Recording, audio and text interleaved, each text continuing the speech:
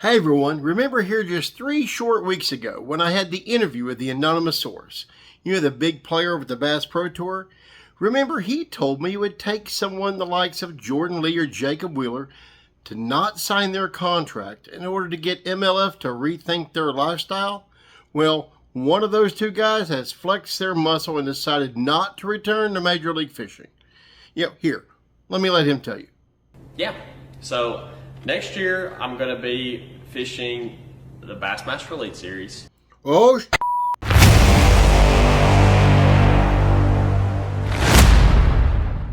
That's right. Jordanlee has released a video on his channel saying that he will not be returning back to Major League Fishing for the 2024 season. He will, however, still be able to fish the Red Crest and Heavy Hitters events that he's already qualified for.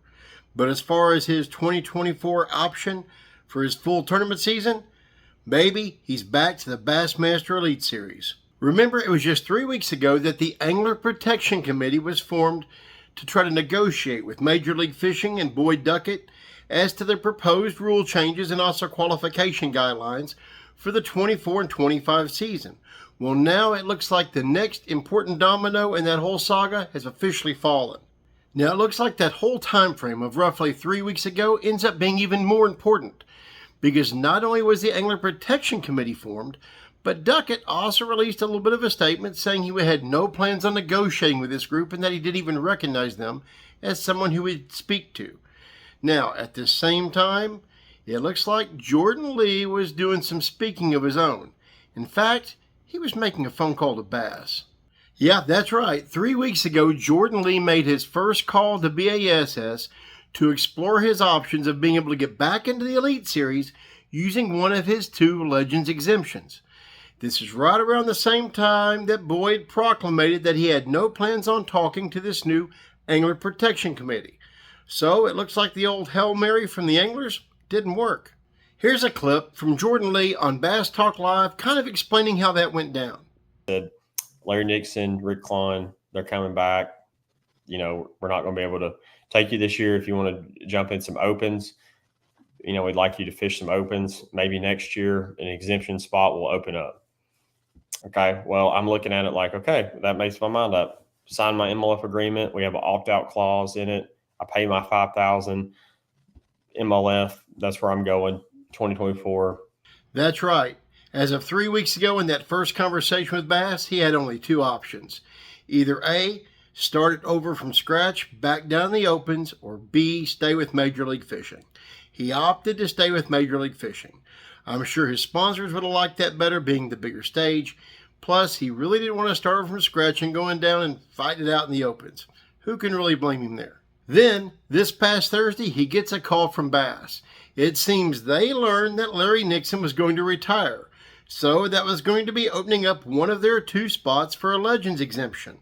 He was the first guy on their list. Anyway, so I get a call Thursday afternoon. So and they say Larry's not going to take the classic exemption. He's gonna end up retiring. So that spot's open. So he asked Bass if he could have 3 or so days, until this past Monday, to talk it over with his family and make a decision. Voila, we get his video on his channel making his decision, and he's back in the Elite Series. Now, as to the reasons he's publicly given as to why he wanted to return to the Elite Series, he gives 2 main ones. First, he didn't like going back to the every fish counts format.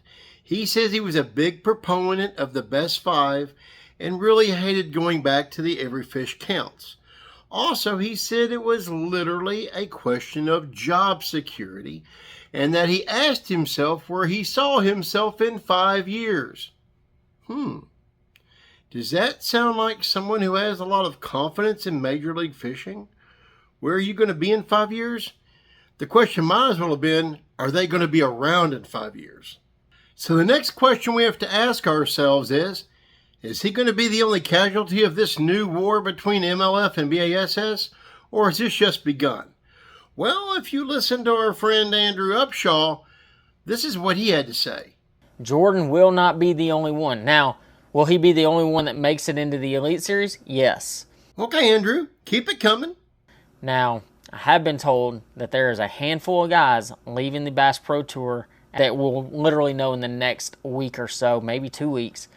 Upshaw also said that he had a list of 6 or 7 guys who he knew for sure was not going to be on the MLF roster next year.